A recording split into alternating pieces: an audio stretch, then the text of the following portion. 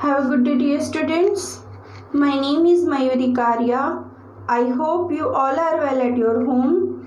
Today we will see the quick recap of Chapter 1, Standard 8, Social Science, Civics, Ncert book. The book name is Social and Political Life 3.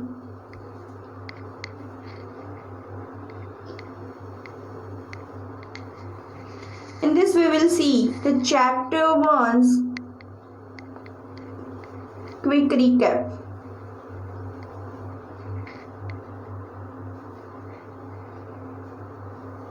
First we will see the mind map of the chapter.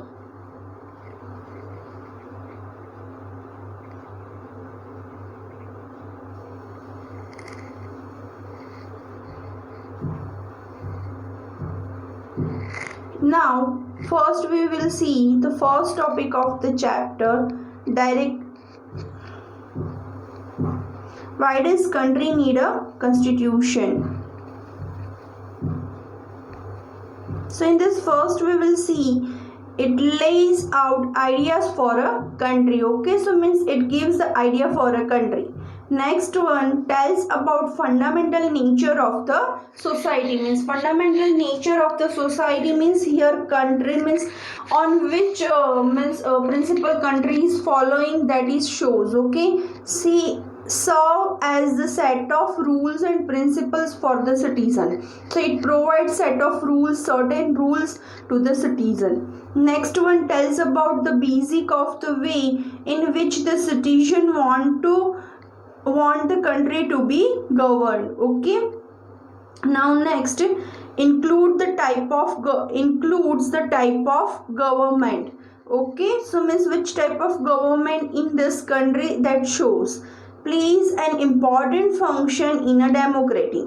Means in democracy means rules are means equal for everyone, so means it plays a major role in democracy. Next one, prevent is tyranny or domination by the majority of a minority. Okay, so means majority people dominating on the minority people, that is being means prevent by the constitution. Helps to protect against certain writing decision. So sometimes means some decisions are like that is not proper for the person, so they can go against that in a court because all the rules and regulations has been written in the constitution.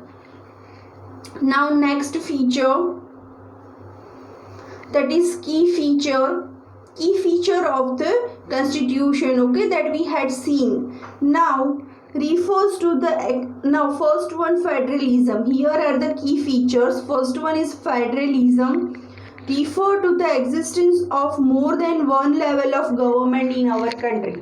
So we are having a more than one level of country. We know very well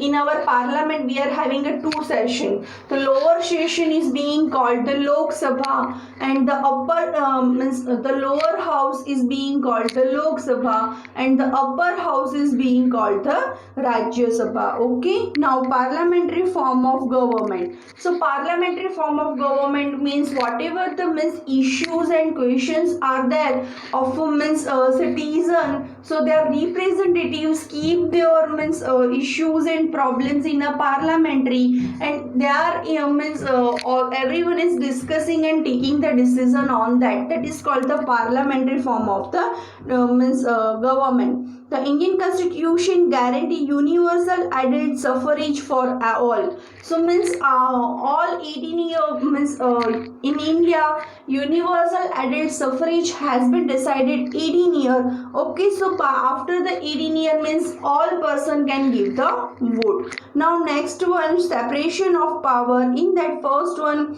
the legislature. The legislature is our parliamentary. Okay, so means the house refers to elected representatives. So we are electing whatever the representatives where the people are going means in a parliamentary means election, whatever means representatives has been chosen, the people are going in Rajya Sabha and Lok Sabha. Okay, so refers to the elective representative. Next is the executive power. The legislature, what is the work of a legislature? Means they are making the rules, certain rules and regulations they have, means legislature is making.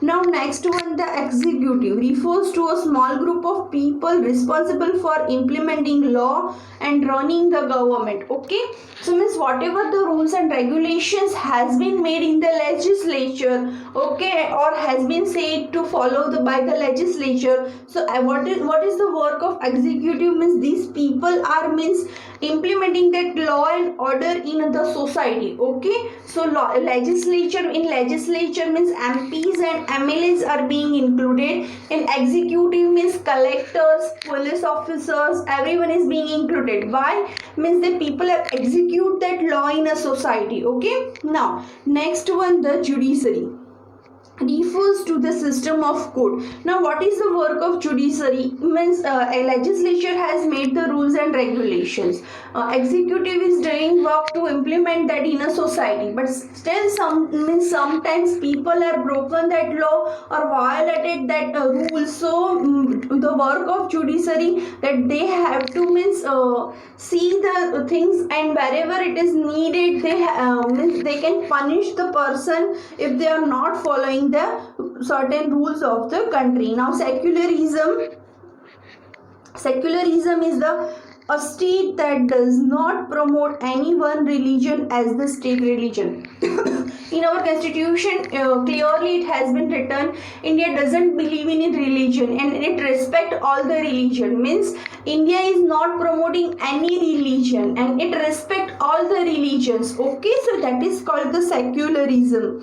Now fundamental rights, these are the important key factors. First one, right to equality, means each and every person is equal before the law, that is called the right to equality. Okay, so means though they are rich, though they are poor, though they are belonging to means minority, though they are belonging to majority, though they are means leader, or though they are means small worker, everyone is equal before the law, that is called the right to equality act. Means person is not being discriminated on the basis of race, gender, caste, origin of place, birthplace. Okay, this is called the right to equality. Now right to freedom, in this also means person should not be discriminated on the basis of their race, caste, gender, religion, means means place, the origin. Okay, so right to freedom means person can do each and everything whatever they want, but the condition is that it should be under means it should be proper under the law. Okay, now right against exploitation, so person can means go against that if the person is being exploited. So in that means we had seen the means they this feature is preventing the human trafficking, the means child labor, and the person that have to be means work as a slave. Okay, so this means feature is stop that things. Right to freedom of religion, so whatever the means religion they want to follow, they can follow. Okay, for example I had given means by birth A.R. Rahman is a Hindu person, but he wants to follow the Muslimism, so Islam means, so he is having the right in our country that he can follow that. So means by birth or means by caste, to wife or community, to whatever person is belonging, but it is his or her choice that which religion he or her want to follow. Next one, culture and educational right. Okay, so each and every person having the right to follow their culture, tradition, religion. Okay, and education, right to education.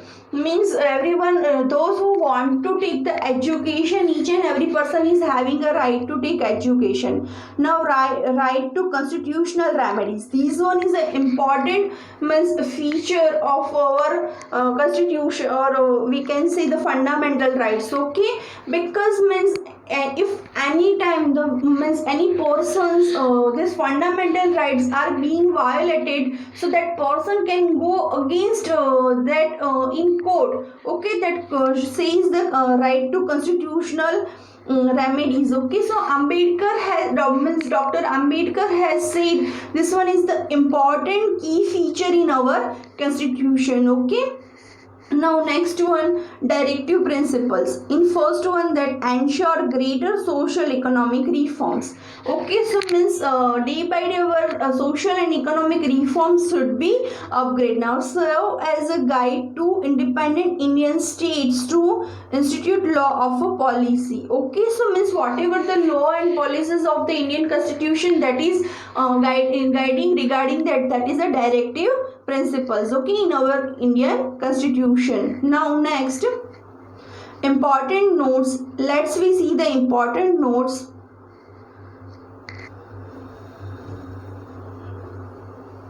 Chapter 1, Political Science. The Indian Constitution. The Constitution of India is the longest written constitution in the world. It is a set of rules by which the government rules our country.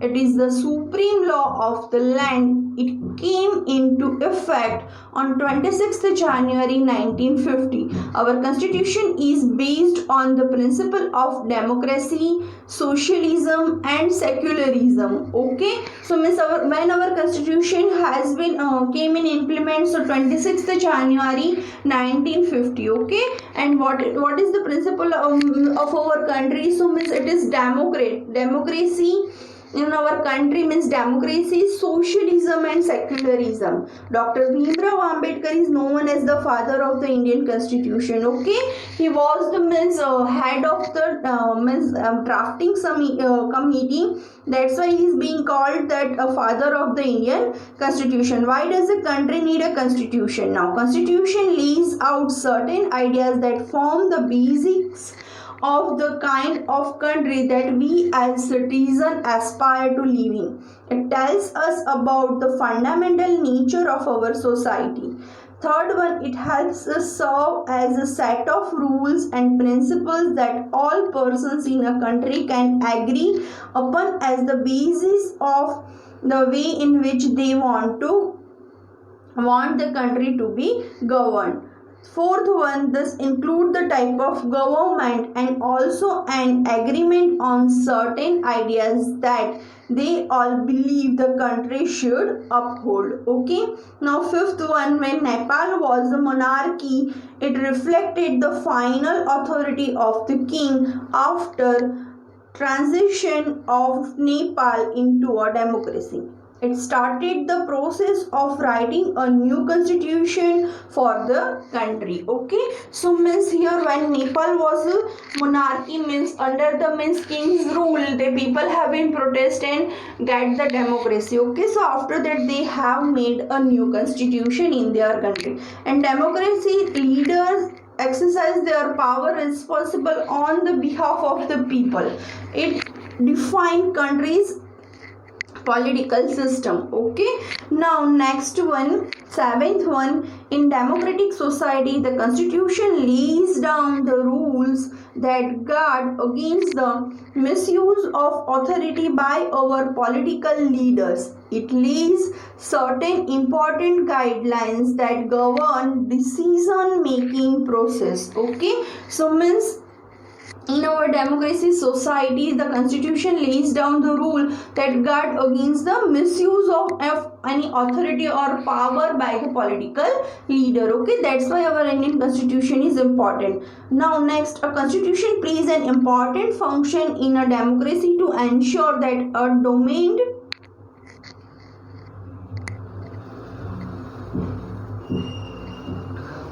groups does not use its power against any person, group organization, etc. Okay, so means groups does not use its power against any person, groups or organization. So means no one can dominate of any other person, group or organization by their powers. Okay, next one, ninth one, constitution prevents tyranny or domination by the majority of a minority. So majority people, constitution prevent that means majority people cannot dominate to minority people. 10th one, the Indian constitution guarantees the right to equality to all citizens and says that no citizen can be discriminated on the basis of religion, caste, gender, race, etc. Okay, so Indian constitution guarantees that the right to equality to be citizen and says that no citizen can be discriminated on the basis of religion, caste, gender, race, etc. The Indian constitution's key feature.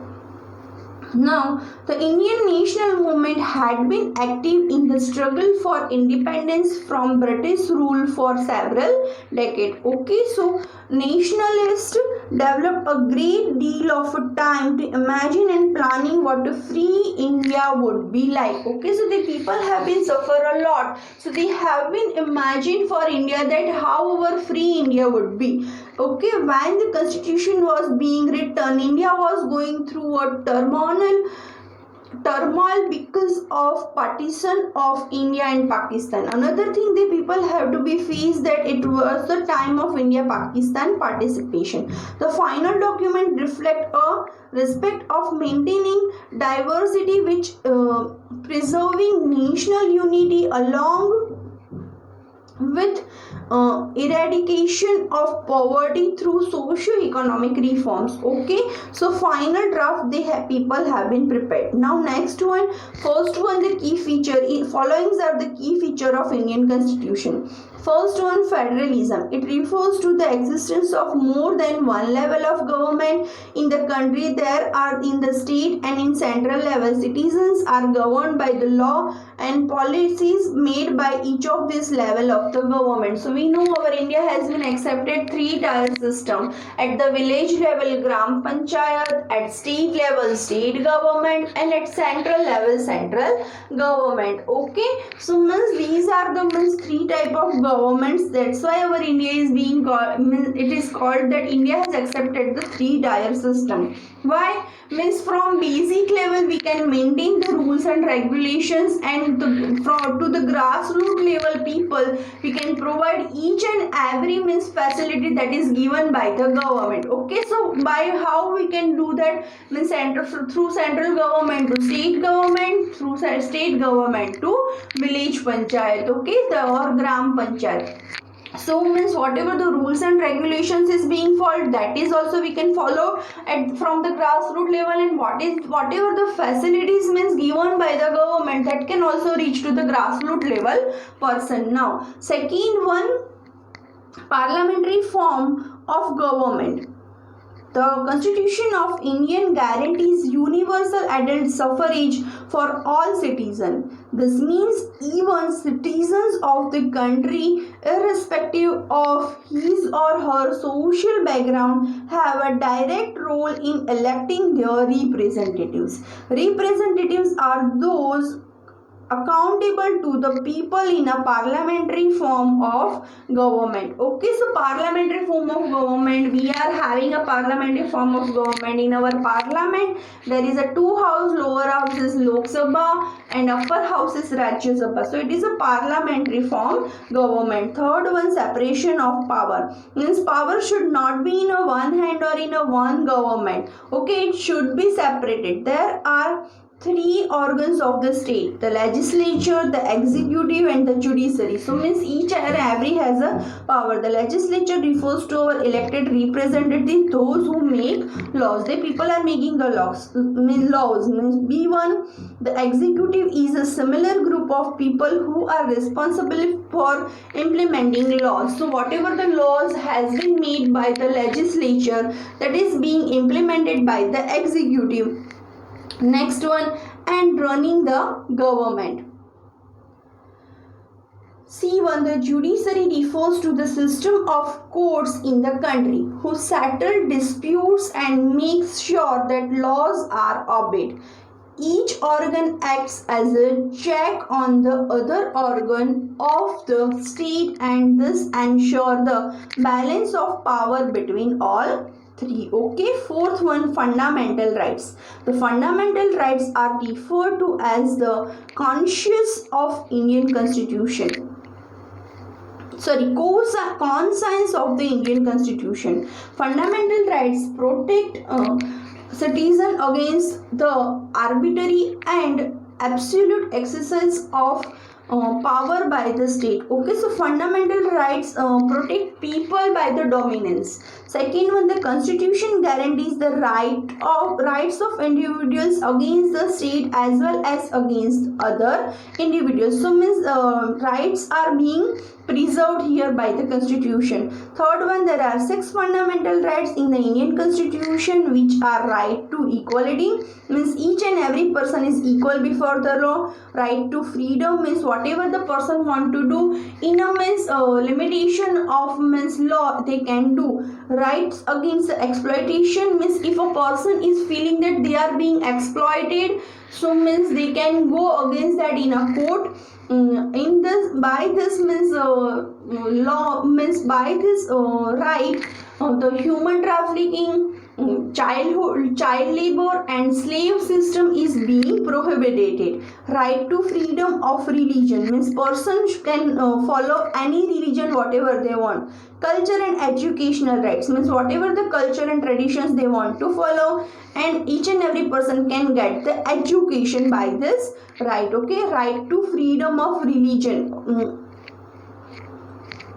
That has been means again repeated. Okay, so here right to constitutional remedies. So right to constitutional remedies means if the person if the person is feeling that their fundamental rights has been violated, so they can go in court against that. Okay, so this means they are having right to go in a court that says the means constitution. That's why this one is an important key feature of the fundamental rights. Now next one, in addition to fundamental rights, the constitution has a section called directive principles of state policy. Okay, so in that means the people are means telling to the states that which policy they have to follow. It ensures greater social and economic reforms and to serve as a guide to independent India state to institute laws and policies that help reduce poverty and the masses. Okay, so means here the people are telling that means states are not different from the country, they have to follow the rules of the country. Okay, that's why it is called the directive principles of state. Okay, now fifth one, secularism. A secular state is one in which the state does not officially promote any one religion as the state religion. Okay, so means state here means state is referred as a country. In our constitution it has been written India is a means that has been written firstly in Hindi, then it has been translated in a English. Okay, so in Hindi that has been India, that Bharat is a Sangha Rajya. Sangha Rajya means it is not a one state, it is a group of states. That's why whenever the means in constitution or in polity the word is being used state, that it refers to the country, not only particular state. Okay, so means secular state, that means India is a means secular country, means it does not promote any religion and it respect all the religion. The constitution plays a crucial role in laying out the ideas that we would like all citizens of the country to adhere to, including the representative that we elect to the rules us. Constitution has been changed over the year to reflect new concern of the polity that involve a change in the fundamental nature of the country. Okay, so means constitution change the nature of the fundamental nature of the country. Okay, so it guides the country in which way country has to follow, or it guides the government, whatever government is coming, and whenever the government is change and new government is coming, but constitution always guides them that how, in which manner they have to be follow or how they have to govern our country. Okay, so here we are completing our quick recap of the chapter. Thank you so much.